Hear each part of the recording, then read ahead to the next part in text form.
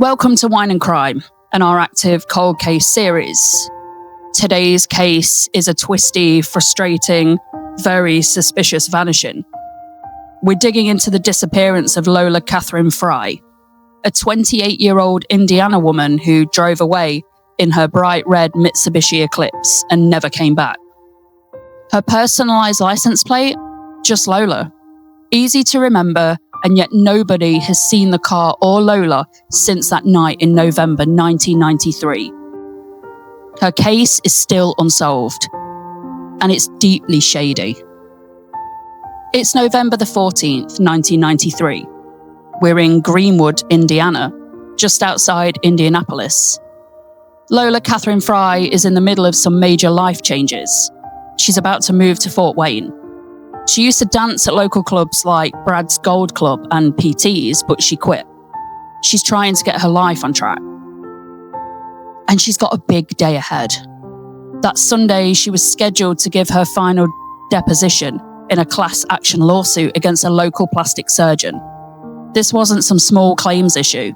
This was a major lawsuit that involved alleged fraud, medical malpractice, and silicone implants manufactured by Dow Corning. This was serious.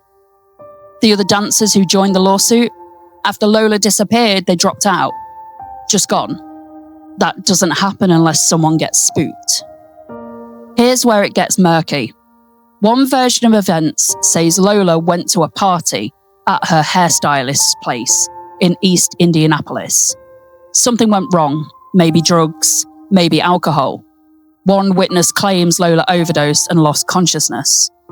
Instead of calling 911, people at the party carried her to a car and gave her to her ex-boyfriend, John Riker. No one checked if she was breathing. No one called an ambulance, just dumped her in the car. Riker says he took her to his home, left her there and went to work around 7 a.m. He says when he came back an hour later, both Lola and her car were gone. And that's the story he's stuck with ever since.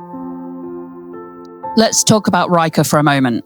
He let police search his home and business. No obvious signs of a crime, but he also failed 2 polygraphs.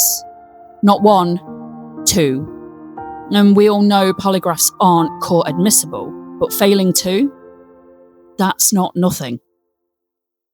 In the year 2000, 7 years later, police got a warrant to search Riker's place again. Clearly they were not satisfied, but still no charges, no arrests, and no sign of Lola. Let's back up to that class action lawsuit.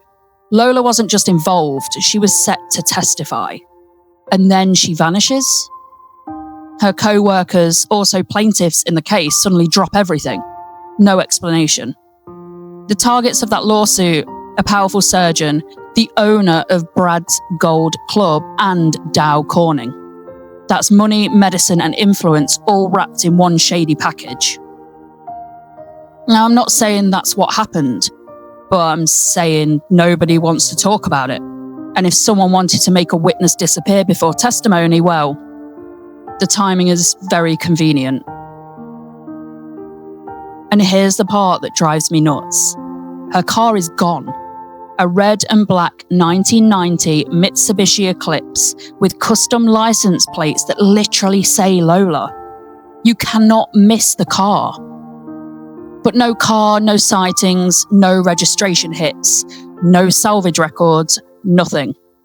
It's like it and Lola vanished together. This isn't someone walking into the woods and disappearing.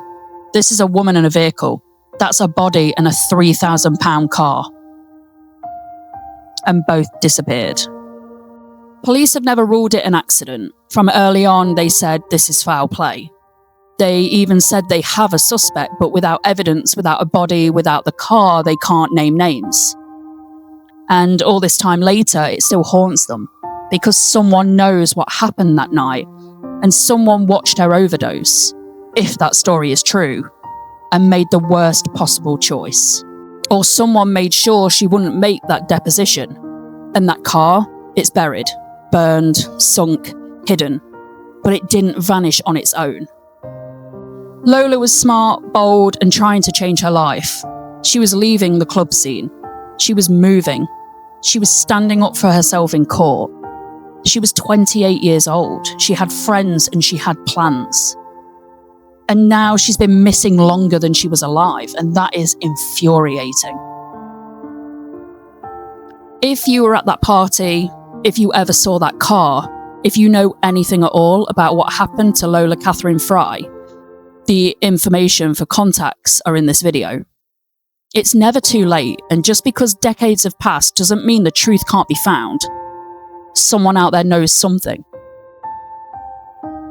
Let's bring Lola home.